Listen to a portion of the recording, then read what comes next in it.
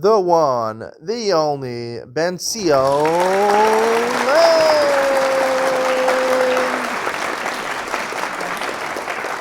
Okay, good evening and welcome to Yeshiva YouTube, Iyun Mitzion. Tonight we're doing Maseches Eiruvin, Perek Tet. Mishnah is Dim Dal, Mishnah Daled, and Perek Yud, Mishnah Aleph. I want to talk about Perek Tet, Mishnah Daled, which basically, quotes the opinion of Rabbi Yehuda that two walls make Rosh Hashanah midaraisa. Two walls make Rosh Hashanah midaraisa. According to the Rabban, you need three walls. It's fundamental machloket. What makes Rosh Hashanah? What's your Rabban? One of the nafkaminas between what makes Rosh Hashanah and Rabbim is that if you have a Rosh Hashanah, you can possibly use Eiruvin Chatzeros. You can make it. You can make an Eiruvin Chatzer. You can join together and shidufim avus. If it's a mavo, it's a side street, and you can carry in there from your houses. If it's Rosh Hashanah, you can't. Once something's considered Rosh Hashanah, you can't make an Eruv over there. You can't make an Eruv, right? A lot of people in Manhattan for things like that. You can't carry in Manhattan, right? You can't use Eiruvin Chatzeros by Manhattan because it's considered Rosh Hashanah. At least some of the avenues over there, Fifth Avenue and something like that. Those are big avenues, so you can't. You can't make that in Sharam. So according to Rabbi Yehuda, two walls make something Rosh Hashanah. According to Rabban, you need three walls. What's the fundamental machlokes? So there's a fundamental machlokes between Rashi and Tosfos between what makes something Rosh Hashanah. Is Rosh Hashanah just having a street, Ted Zayin Amma wide, 16 Amos wide? That's considered Rosh Hashanah. Doesn't matter how many people actually pass by there on a daily or weekly basis. Or is it dependent on how many people? Rashi says you need 600,000 people, like the people in the Midbar, to actually pass by on a daily or weekly basis. This is Machlokas Poskin. How do you understand Rashi? Is it on a daily basis, a weekly basis, maybe some say on a monthly basis? But I'd like to say this Machlokas Rashi and Tosfos is really the Machlokas Rabbi Yehuda and the Rabbanan over here.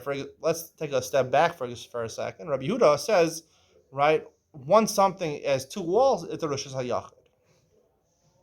Now, if it had Mabohim Foolish, that's a case where you're talking about where the streets goes right through. Right? You can turn onto the block, go right through the street, and come out the other end. You come out to the other end. So according to Rabbi Yehuda, right, there's a very, very rare part. It's talking about any street in the world. So any street in the world, right, it's possible that it could be busy enough that 600,000 people will proceed through there. Sometimes traffic gets closed off somewhere else, and if they're building somewhere, and so even if it's a very small street, right, the fact that 600,000 people can pass by there on a daily or weekly basis, according to Rabbi Yehuda, is not. It's still Rosh Hashanah according to. Once you have two walls, Rosh Hashanah. So it must be according to Rabbi Yehuda, the criteria of what's different between Rosh Hashanah and Rosh Hashanah is Ted Zayin Amma, right? And the Moabim and Foolish is talking about a case where it's less than Ted Zayin Amma, and that's why Rosh Hashanah. If it's bigger than Rosh Hashanah, because Mafulish is always Rosh Hashanah, regardless of how many people pass by. So you have to make the distinction Ted Zayin Amma. According to the Rabbanan, right? Only if Rosh Hashanah has three only if Rosh Hashanah has three walls, then it's Rosh Hashanah.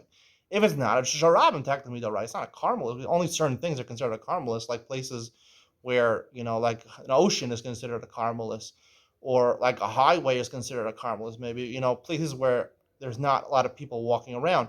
But if it's not a Rosh Hashanah, it's Rosh Hashanah. So according to the Rabbanan, right, you don't have this case of if it's two walls, according to the Rabbanan, right? It's technically a Rosh Hashanah. It could be Rosh Hashanah. So, right, that it makes a lot of sense to say that's the opinion of the Rabbanan, that the basis of deciding what's Rosh Hashanah, that's what they say. If you have two walls, you can get it's mafulish. You can go from one end to the other end, out the other end, right? That makes Rosh Hashanah. Why? Because it's about the people passing by. The people can pass by easily. They can get through one.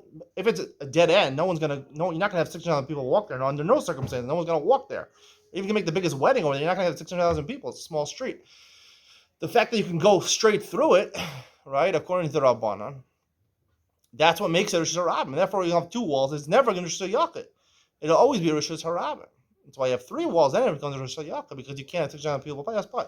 So according to the Rabbanan, it depends on people passing by. And according to Rabbi Yehuda, you're going to force to say Ted Zayin Amma. Now, according to the Rabbanan, we don't know how many people pass. Rashi says 600,000 people. His machlokas, does he mean daily or weekly? But, Rashi's opinion would probably fit best in the Rabbanan, who we hold like, and probably that would be the correct opinion. Rosh Hashanah could be Rosh Hashanah, even if it's less than Ted Zayin Amma, right? Even if it's a small path, 600,000 people pass by there on a daily or weekly basis. We machmer and say it's sharab, and you can't make that. Can't use an Eiruvin over there. Hope you enjoyed tonight's share. See you in the next one.